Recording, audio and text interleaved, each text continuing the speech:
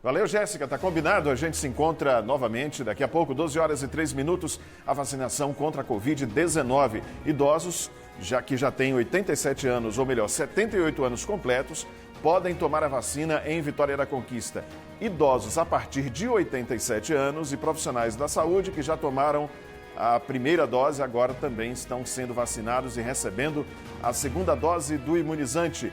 Prefeita em exercício de Vitória da Conquista sanciona a lei que possibilita a compra de vacinas complementares ao Programa Nacional de Imunização.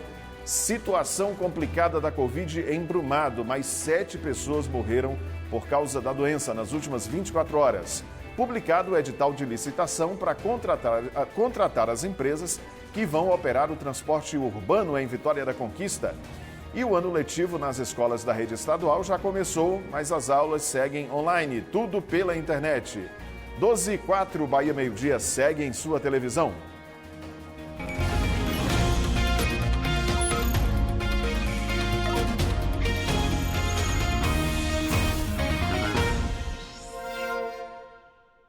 Que bom que você está aqui com a gente. Seja bem-vindo à edição regional do Bahia Meio-Dia. O público-alvo de vacinação contra a Covid-19 foi ampliado em Vitória da Conquista. Idosos a partir de 78 anos já podem ser imunizados. Também está sendo oferecida a segunda dose da Coronavac para os idosos a partir de 87 anos e os profissionais da saúde, claro, que tomaram a Coronavac. Vacina, sim. Que Deus abençoe vocês, viu? O incentivo vem de quem esperou muito tempo por esse dia e sabe da importância da vacinação no combate ao coronavírus. Uma espera que, para alguns, começou às 4 da manhã de hoje, quando o primeiro carro chegou. E para outros, já dura um ano e, por isso, merece ser registrado e documentado, como a Stephanie está fazendo com o avô. Sim, há um ano a gente está nessa angústia de vem vacina, não vem vacina, e hoje um evento tão lindo como esse, eu tinha que estar aqui com ele, né, presente. Registrando tudo. Registrando tudo. Desde sábado, o município voltou a oferecer a primeira dose da vacina para idosos a partir de 79 anos no drive-thru da UFBA e em 2 outros pontos fixos. E hoje, a vacinação foi ampliada mais uma vez. Por causa da baixa procura de ontem, a Prefeitura ampliou o público-alvo da vacinação. Então, desde hoje, os idosos que já têm 78 anos completos podem se vacinar. Dona Carmélia está quase fazendo 79 anos e ficou muito feliz por já poder tomar a primeira dose. Graças a Deus está chegando. A segunda dose da vacina continua sendo oferecida para os profissionais de saúde e idosos a partir de 87 anos nos pontos fixos de vacinação e no drive-thru do comando da Polícia Militar. Seu Nelson, de 91 anos, tomou a segunda dose hoje. Ele e a filha estão muito felizes. Tá feliz, aliviado? Graças a Deus. A gente fica com o coração assim apertado, sabendo que é uma doença tão terrível, né? E a idade dele é uma idade tão avançada, tem tanto problema, já tem aparelho do coração. Então, ele venceu, graças a Deus. É uma alegria muito grande, não é? Tomar a vacina e pensar que, infelizmente, muita gente já se foi sem ter essa oportunidade. Então, é dizer vacina sim. Hoje de manhã, a gente conversava com o pessoal da Polícia Militar e o movimento lá no comando da PM, na sede do comando da PM, pertinho, onde funcionava o aeroporto Pedro Otacílio de Figueiredo, era muito pequeno, né? Por volta de 10 horas da manhã, mais ou menos, apenas 4 pessoas tinham se dirigido ao drive-thru lá na sede da PM para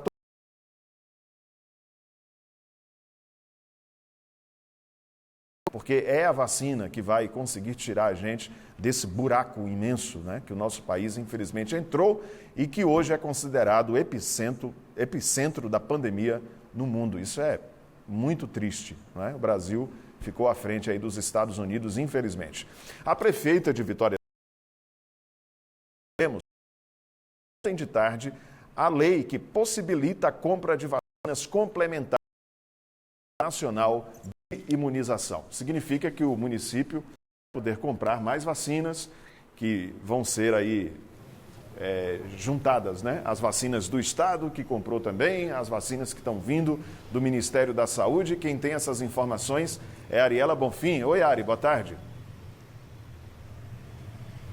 Oi, Judson, boa tarde para todo mundo que está acompanhando a gente. É só para a gente entender como é que funciona essa compra de vacinas pelo município. No dia 10 de março, a Prefeitura assinou um protocolo de intenção de compras de vacinação. O que isso significa? A Prefeitura manifestou interesse em comprar as vacinas para o município. A partir daí, esse protocolo seguiu para a Câmara de Vereadores e lá houve uma votação. Foi votado por unanimidade e aprovado pelos vereadores. E ontem, como você falou, Judson, a prefeita em exercício, Sheila Lemos, assinou então a lei que possibilita a compra dessas vacinas complementares ao Programa Nacional de Imunização.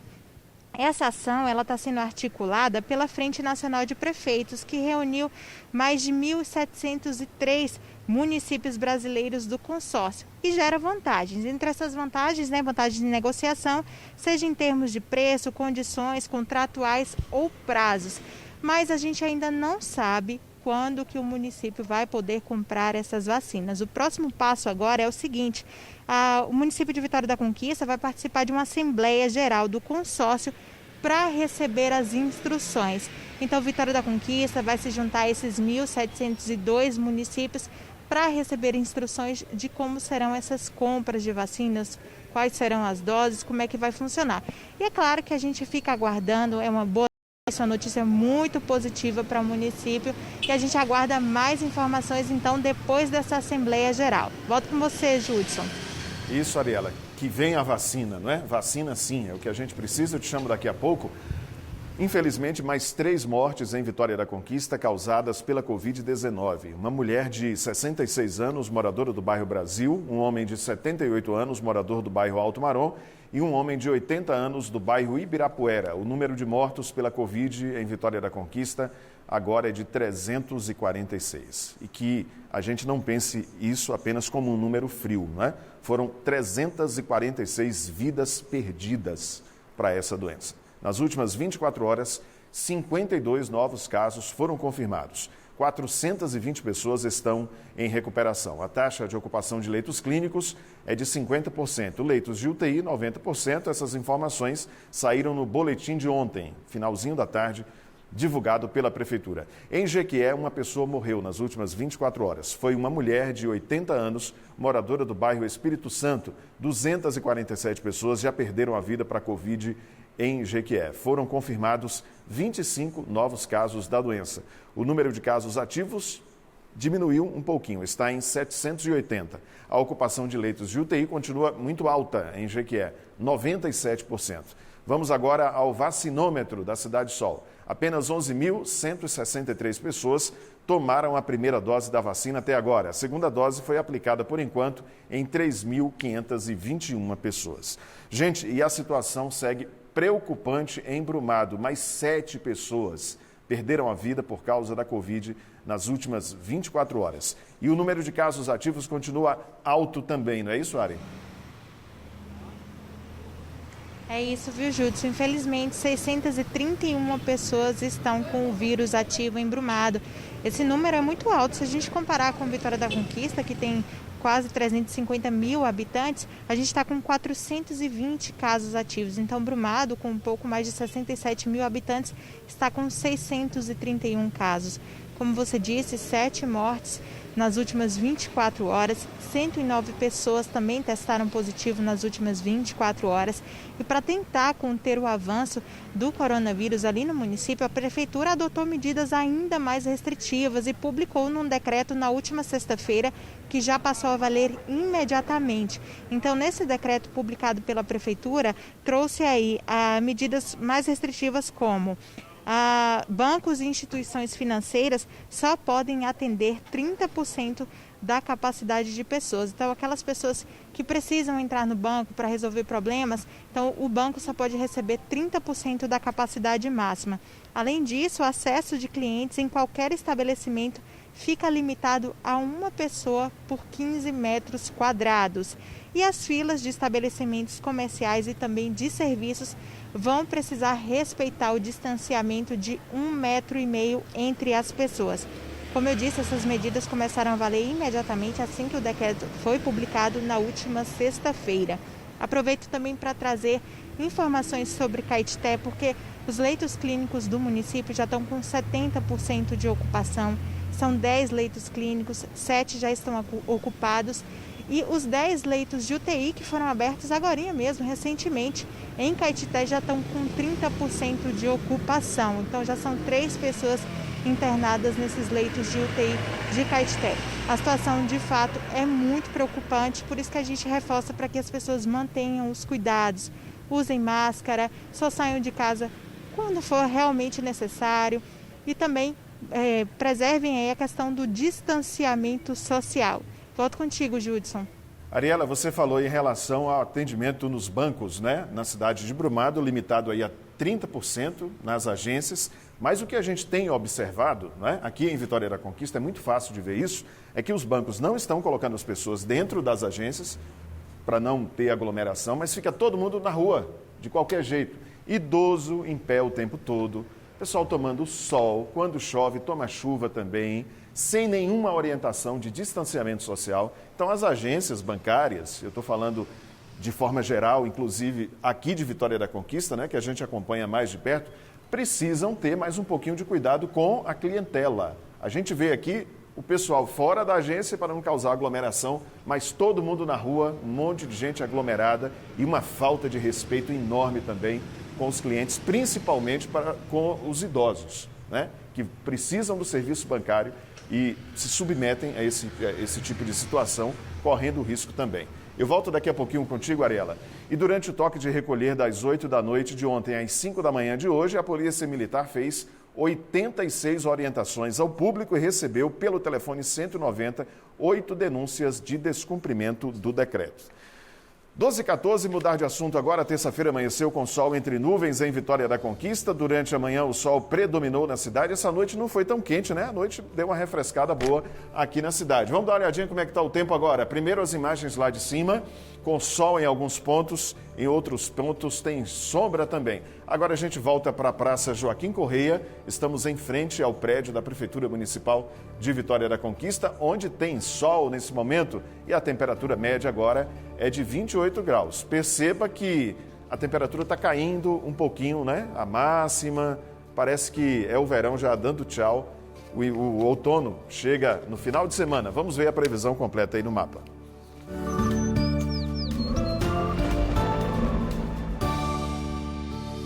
A tarde também vai ser quente em Vitória da Conquista, com os termômetros marcando temperaturas entre 17 e 31 graus. Amanhã o tempo fica firme, mínima de 17 e máxima de 30 graus.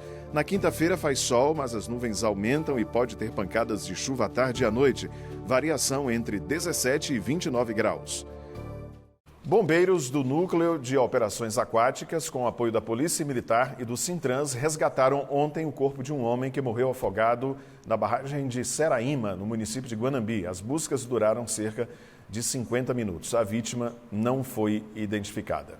Foi publicado na última sexta-feira o edital de licitação para contratar as empresas que vão operar o transporte público urbano em Vitória da Conquista. O sistema está sendo operado pela Prefeitura em caráter emergencial depois de uma série de problemas com o transporte público. Falência de empresa que teve de sair da cidade por decisão judicial. Mas parece que agora o edital foi publicado e a licitação vai andar, não é isso, Ari? É isso, viu, Judson? Pelo menos é o que todo mundo espera. Esse edital acabou de ser publicado, tem até maio para as empresas se candidatarem para concorrer e a gente espera que tudo isso se resolva logo. A gente está aqui com o secretário de Mobilidade Urbana, Jackson Yoshiura, que vai falar mais um pouquinho para a gente sobre essa situação do município. Secretário, é uma boa notícia, né? Já que esse problema do transporte urbano no município é praticamente histórico. Com certeza, né? Foram diversos problemas, não estamos falando só de um passado recente, agora também em uma história de Vitória da Conquista, diversas empresas, diversos problemas. Agora, graças a Deus, a gente está concluindo esse processo licitatório. O edital foi publicado na sexta-feira, nós teremos o certame no dia 4 de maio e eu espero que a gente consiga definitivamente virar uma página, né, do trágico transporte público de Vitória da Conquista. Algumas empresas já estão entrando em contato, buscando a documentação necessária, né? É um certame, é um processo um pouco diferente, onde nós vamos trabalhar com o menor preço de tarifa. Exatamente, as empresas vão avaliar o mercado de Vitória da Conquista e diante da avaliação que elas fizerem, elas vão propor o menor preço de tarifa, claro, com a limitação da tarifa que nós temos hoje. Então, eu espero que nos próximos meses a gente tenha um desfecho positivo na questão do transporte. Esse edital vai contemplar as duas empresas de ônibus aqui do município, que a gente tem duas empresas hoje que estão operando em caráter emergencial. Então, esse edital vai contemplar essas duas ou alguma vai ter que permanecer nessa situação? A tendência, Ariela, é que a gente consiga definitivamente substituir as duas empresas que operam, para que a gente tenha uma situação mais previsível, que será a concessão. Acontece que diversos ajustes estão sendo feitos no sistema. Nós passamos a estudar melhor o sistema, entender qual é a real necessidade do sistema de Vitória da Conquista. A gente está percebendo, Brasil afora, né? Um exemplo recente disso é Salvador, que está passando por diversos problemas. Então a gente está tendo que reestruturar o sistema de transporte em Vitória da Conquista. Teremos duas empresas operando e em algumas localidades onde a demanda pelo transporte é menor, nós teremos veículos menores funcionando. Então nós teremos um outro processo também que vai trabalhar com localidades, algumas que ainda não são atendidas, que passarão a ser atendidas com veículos menores, até que a gente tenha, assim, uma real demanda por veículos maiores de 80 lugares, que são os ônibus. Judson, quer fazer uma pergunta para o secretário? Ariela, eu quero saber de prazo, não é? Quando é que isso tudo vai terminar? As notícias são boas, mas a população quer saber quando. Judson está perguntando de prazo, secretário. Quando é que isso tudo vai terminar? Você mencionou que seria em maio já? 4 de maio é o prazo, né, da abertura dos envelopes. A gente espera, com certeza, que a gente consiga concluir no dia 4 de maio, mas a gente sabe também que é um processo público, as pessoas têm todo o direito, caso não estejam satisfeitas com alguns dispositivos, de recorrer, de ajuizar. Então, em regra, o processo estaria, né? O certame seria no dia 4 de maio e a gente espera que esse prazo seja concretizado. Vai depender do interesse das empresas, então. Com certeza. Secretário, a gente não pode deixar de mencionar a questão das obras no terminal. A que pé que anda? Quando é que a gente vai ter um novo terminal aqui em Vitória da Conquista? As obras estão seguindo, graças a Deus está dando tudo certo, né? Existe a expectativa de entrega no mês de abril. Essa expectativa ela está sendo, né, cumprida. Eu acredito que no mês de abril a gente entregue definitivamente o terminal para a população de Vitória da Conquista. E quem sabe em maio a gente já vai ter essas duas novas empresas operando e com um preço melhor para a população de Vitória da Conquista, que já reclamou tanto dessa passagem de ônibus. Com certeza. O limite é o valor da tarifa que existe hoje. Caso alguma empresa entenda que consegue operar com a tarifa menor, esse vai ser o valor da tarifa. É importante que as licitações antigas trabalharam com outorgas milionárias que nunca foram pagas, 37 milhões. Isso a gente acabou com essa outorga exatamente para que esse valor seja revertido na diminuição do valor da tarifa. Uma última dúvida, secretário. Em maio, essas empresas que se mostrarem interessadas, elas já poderão começar a rodar no município ou isso ainda tem um outro prazo? Existe um prazo, né? Na abertura dos envelopes seria no dia 4 de maio. Será no dia 4 de maio. Dando tudo certo, no dia 4 de maio, encontrando uma empresa vencedora, aí existe um prazo de alguns meses para que essa empresa se ajuste em Vitória da Conquista e comece a operar. Então a gente espera aí que neste ano a gente tenha tudo pronto para ter um sistema de transporte que atenda a população de Vitória da Conquista. Esse prazo é definido ou vai depender das empresas? Em regra, esse prazo é de 90 dias, 120 dias. Mas tudo depende também de alguns acertos com a empresa. Pode ser que esse prazo seja antecipado até por interesse público e o interesse da empresa. Muito obrigada pelas informações, secretário. Tá aí uma notícia que todo mundo queria ouvir, né, Judson? É isso, Ariela, sem dúvida, mas foi o sentido de minha pergunta, né? Não tem ainda um prazo para a gente ver ônibus na rua. É um processo um pouco lento, infelizmente. Valeu, obrigado ao secretário também. O ano letivo na rede estadual de ensino começou ontem. As aulas vão ser remotas pela internet. Os alunos que não tiverem acesso à internet vão receber material didático para estudar em casa e poderão usar os computadores das escolas. Júlia é aluna do 2º ano do ensino médio na Escola Estadual José de Sá Nunes. Desde o ano passado, ela está sem poder frequentar as aulas por conta da pandemia. Agora, voltou a estudar de forma online.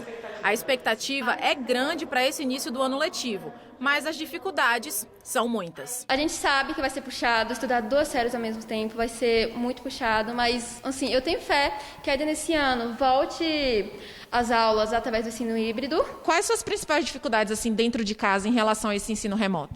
Eu acho que a principal dificuldade vai ser a distração. Qualquer som, qualquer ruído, a gente vai distrair fácil do que o professor vai estar falando. A situação de Emily é parecida. A principal dificuldade é a concentração, já que dentro de casa as distrações são muitas. Eu moro com meus avós e com meu pai junto.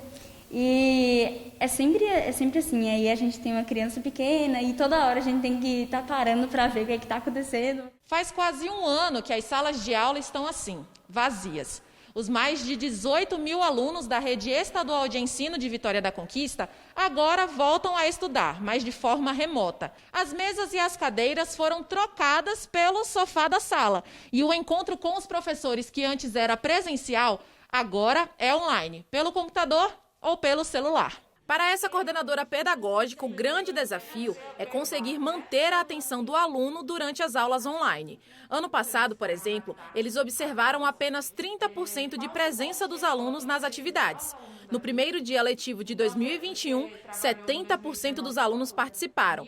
A expectativa é grande para esse ano. O ano passado a gente percebeu que a participação deles assim, foi boa, mas não foi ainda satisfatória. Então, assim, nos momentos que a gente tinha síncronos, que era online, era uma participação de mais ou menos 30%. Né? Então, hoje, com a participação da aula inaugural, a gente viu assim, que eles estavam muito entusiasmados e, acredito, sentindo falta, né, por um longo período sem aulas.